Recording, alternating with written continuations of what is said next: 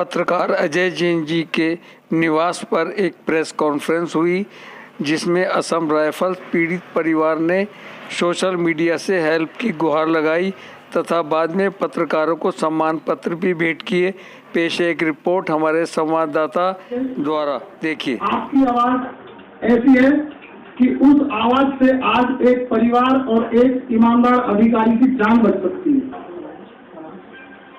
और मैं आप सबसे, क्योंकि यह एक सनसनीखेज जो खुलासा होने जा रहा है, हो सकता है कि सरकार को यह अच्छा ना लगे, लेकिन सही बात तो यह है कि यह सरकार के ही हित में है कि सरकार भ्रष्टाचार से संबंधित सैनिक बलों की तरफ से। मेरा नाम किरणपाल सिंह है और मैं जवानों की आवाजों को उठाता रहता हूं कि असम राइफल से रिटायर्ड कमांडेंट श्रीमान वजीर सिंह साहब सूर्य चक्र विजय साहब जो मेरे साथ है, और ये सूर्य चक्र किन लोगों को प्रदान किया जाता है ये आप सब भली भांति जानते हैं।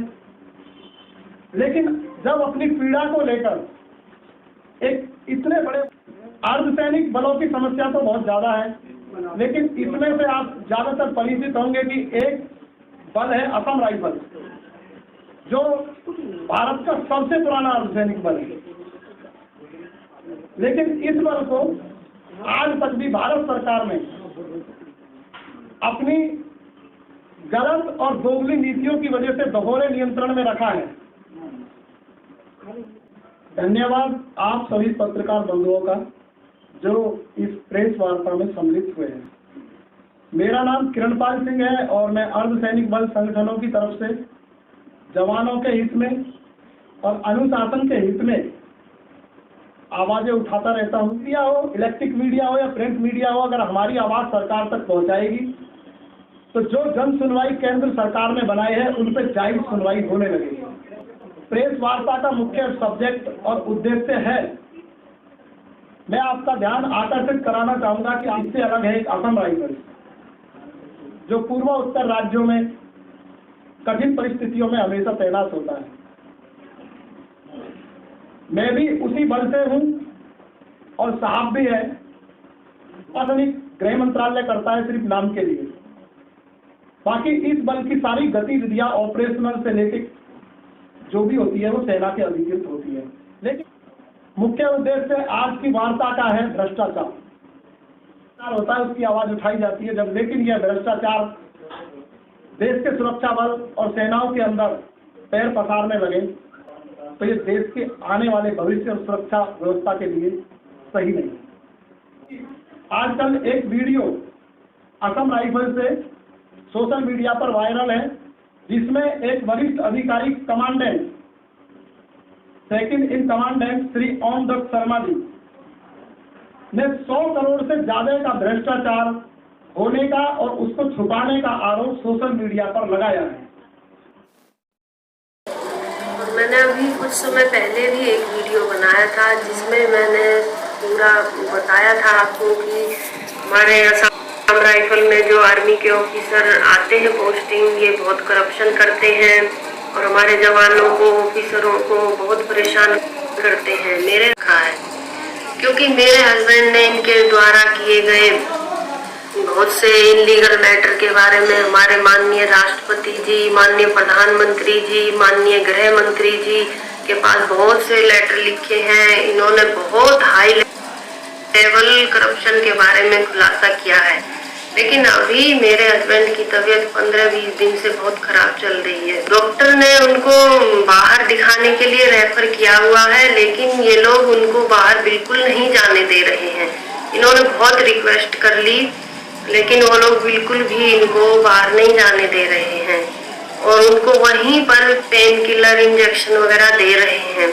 और जैसे कि अभी मेरे हस्बैंड ने इन लोगों के खिलाफ बहुत से इनलीगल मैटर और करप्शन के चार्जेस के बारे में बताया है, उसके बाद अभी मेरे पति की जान को बहुत खतरा है और मैं इस वीडियो के साथ शेयर कर रही हूँ ताकि अब आप सब लोगों को पता चल सके कि ये कितना घातक ये हो रहा है असम राइफल में, और आप सब लोगों को पता चल जाए कि मेरे हस्बैंड की जान को कितना खतरा है।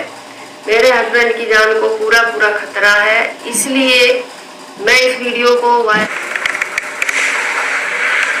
इससे पहले भी एक वीडियो बना के भेजा था जुलाई 2020 के दौरान, और अभी फरवरी 2021 चल रहा है, जिसके अंदर मैंने बताया था कि 11 असम राइफल्स के अंदर किस तरीके से कमांडेंट साहब के निर्देश के अनुसार जवानों को लूटा जा रहा था, जबरदस्ती उनको चीप क्वालिटी का सूट हायर रेट से बेचने के बाद, जिसके लिए जवानों की छुट्टियां रोक दी गई थी और उनकी ह्यूमन राइट्स का वायलेशन किया गया था।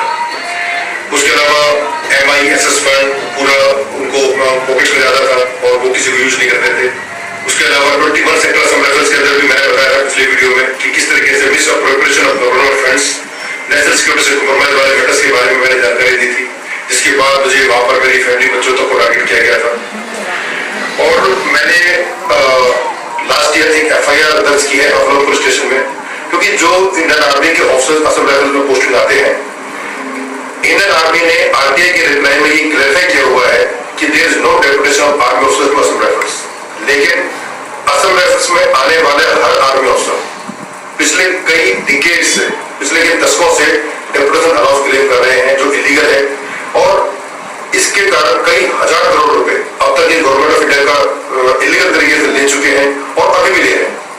इसकी मैंने FIR दर्ज की है लास्ट ईयर, और अभी उसकी इन्वेस्टिगेशन चल रही है, और मैं सोचता हूँ कि इसके बाद में हाई कोर्ट या सुप्रीम कोर्ट में रिट पिटीशन भी दाखिल करूंगा, ताकि इसका जो गवर्नमेंट ऑफ इंडिया के अनुसार हो इसको रोका जा सके और की इलीगल एक्टिविटीज के ऊपर थोड़ा सा अंकुश लगाया जा सके। मैंने अभी पिछले वीडियो में बताया था कि किस तरीके से DG साहब ने असम राइफल्स में 100 करोड़ से ज्यादा की करप्शन को दबाया हुआ है। असम राइफल्स में जो जवानों को सामान इशू किया जाता है ड्रेस वगैरह के आइटम्स के बारे में, तो ये पहले फ्री परचेज करके असम राइफल्स के अधिकारी जो क्वार्टर में बैठे हुए वो खरीदते थे और तब जवानों को इशू करते थे। लेकिन गवर्नमेंट ऑफ इंडिया ने कुछ आइटम्स के बदले में पैसा देने का निर्णय लिया, उसके बाद में पैसा दिया जाएगा।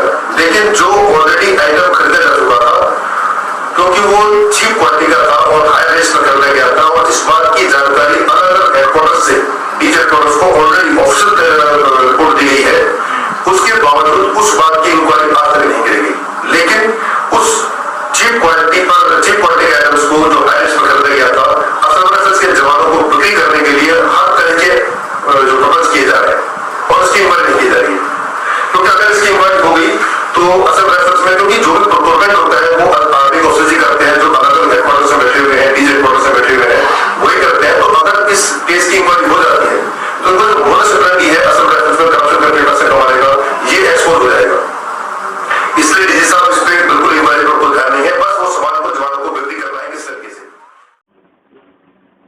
और उन्होंने जब यह आरोप लगाया है, शिकायतें अपनी विपक्ष के नेता राष्ट्रपति महोदय, प्रधानमंत्री जी, गृह मंत्री जी सबको की है, तो ये और दुर्भाग्य की बात है कि जिस अधिकारी ने इस विषय पर शिकायत की, उस अधिकारी को उसके ही घर में बंधक बना दिया गया। किसके इशारे? यहां तक कि उस अधिकारी को बीमार होने के बाद उपचार तक मुहैया नहीं कराया गया।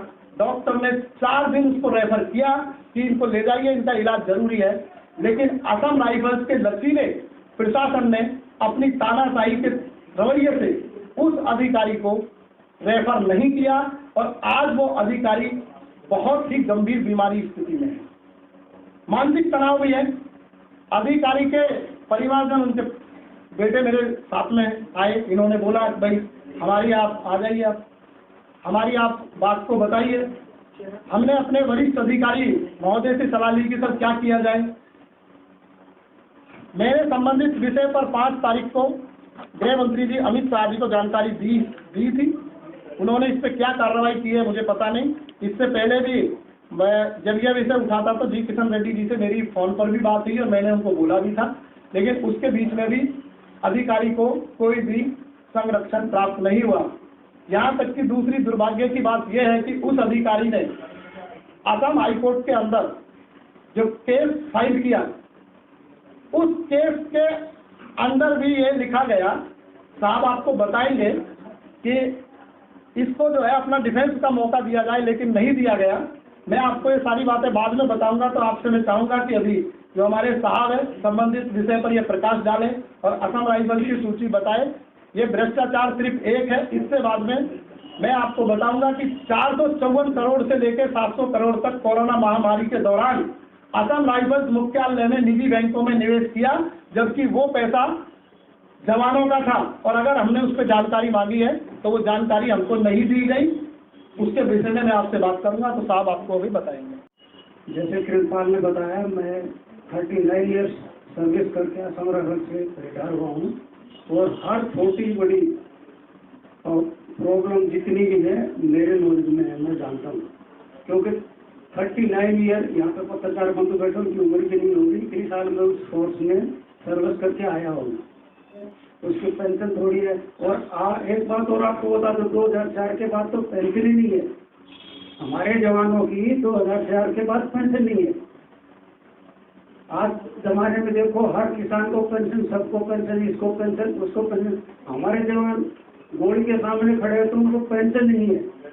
तो मेरा आप लोगों से निवेदन है कि आप ये मुद्दा उठाइए मीडिया में कि हमारे जवानों को पुरानी पेंशन स्कीम मिलनी चाहिए।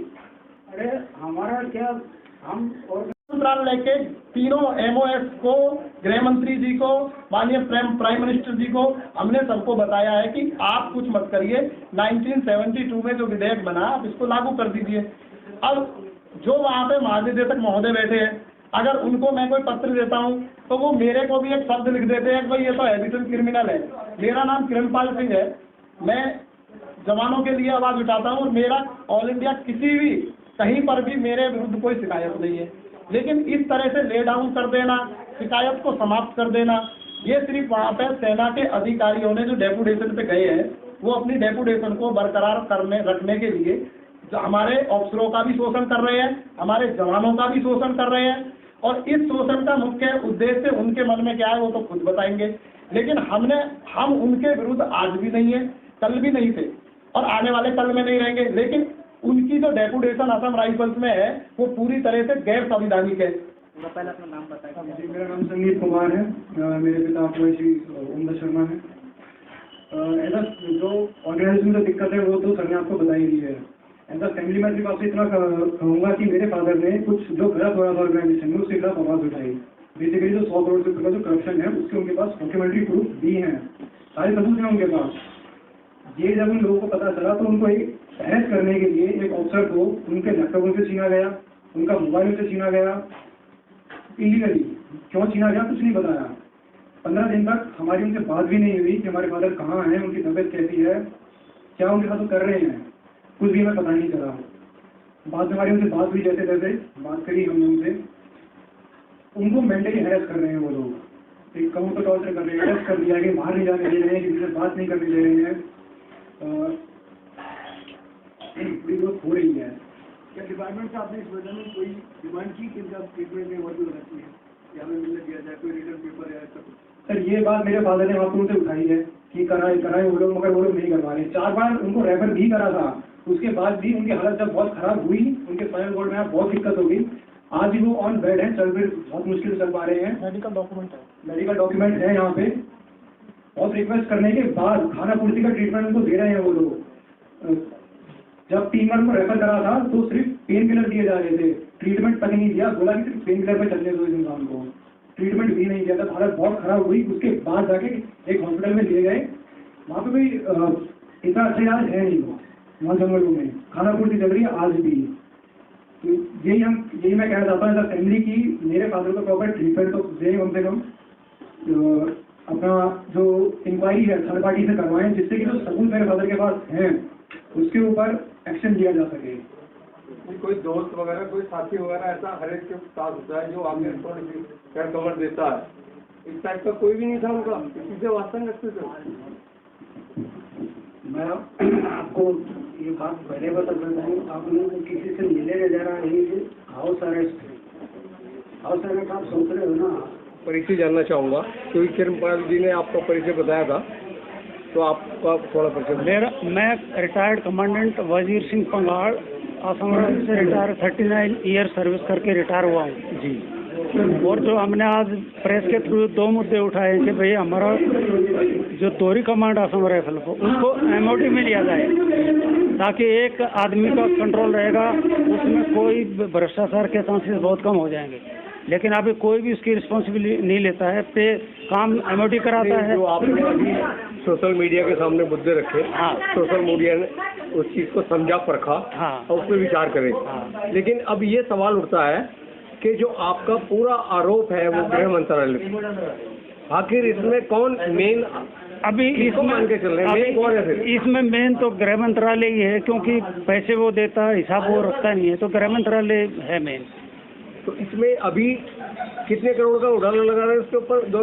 अभी जो लड़का, जो हमारा अफसर ओमदत्त शर्मा, उसने 100 करोड़ का उसके पास प्रूफ है।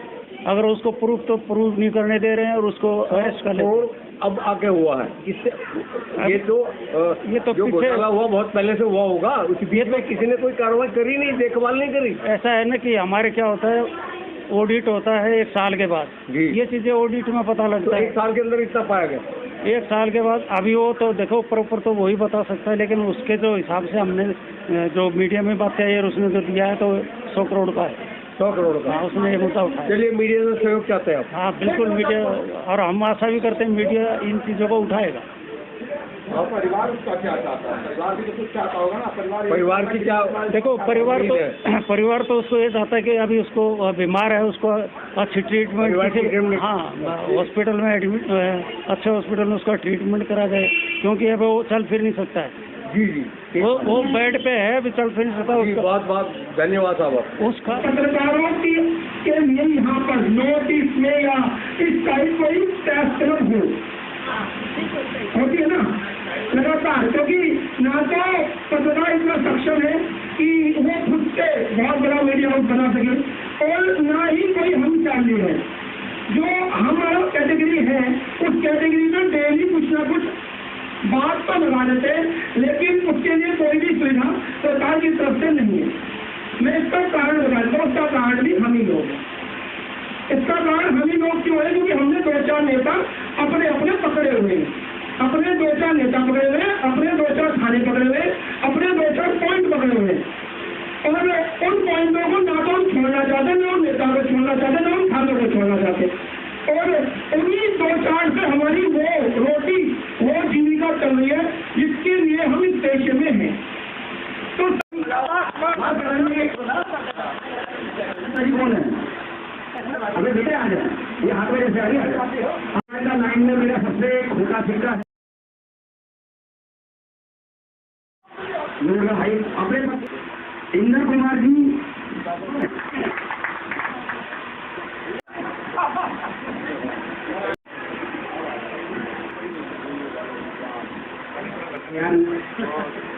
मोहम्मद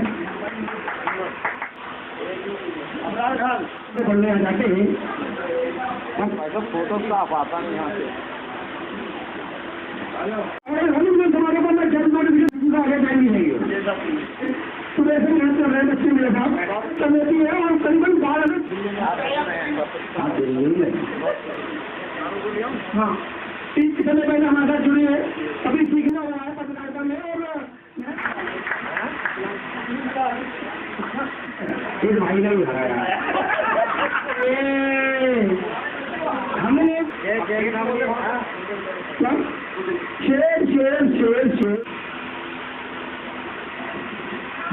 संजीव तो आएगा नहीं।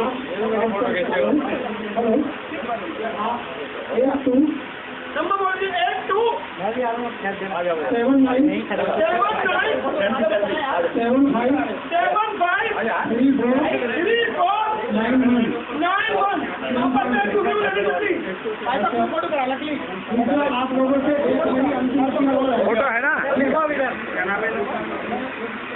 आप लोगों से एक मिनट